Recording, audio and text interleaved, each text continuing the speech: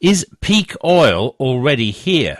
A paper published in the scientific journal Nature says the world may well have already run out of readily available and cheap oil reserves. Although more might be found, world production is already unable to react to spikes in demand. And this scarcity could drive a transformation in Western economies more rapidly than any worries over global warming. Matt Peacock reports. David King, an environmental economist who was British Prime Minister Tony Blair's chief scientific advisor, and the University of Washington oceanographer James Murray both say there's far less oil readily available for use than is commonly believed.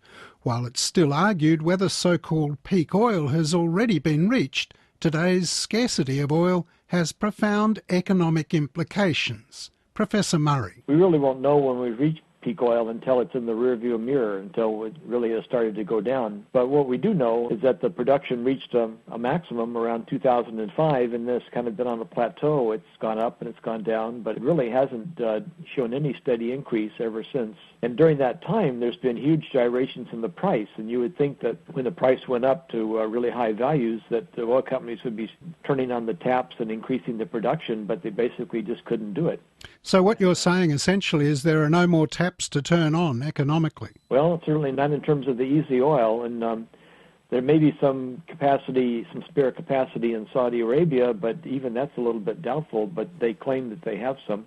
But the US Department of Energy is saying that they can increase production by 30% within a couple of decades. Well, that remains to be seen as well, and certainly President Obama made some pretty striking claims in his State of the Union address last night. They're getting some small increase in oil production from shales. They call it shale oil. And they use the same technique that they use for getting out the gas, this fracking technique, and they get out some little extra oil. So the oil production in the U.S. has increased slightly. But the prospects for it coming back to any significant amount that's going to be approaching our maximum oil production, which was in 1970, is very unlikely, because the thing of it is the existing oil fields are in decline by something like 5%. And so you need an increase in oil production just to stay constant. So it's going for a difficult ride. So what are the implications for this? I mean, shortage of oil has always triggered sort of big economic dislocations in recent economic history. What does this mean in terms of the economic pain ahead? Well, I think it's going to be difficult to have economic growth. I mean, so much of the political discussion in the world, economic discussion is about trying to recover from the recession and return to economic growth. But historically, the International Monetary Fund has shown that economic growth is tightly associated with growth in oil production. And, for example, for a 4% increase in global economy in GDP, you've got to have about a 3% increase in global oil production. Even that's going to be difficult to achieve, and that's in just 1 year. So maybe we can devise ways to return to economic growth without oil production, but it's going to take a while.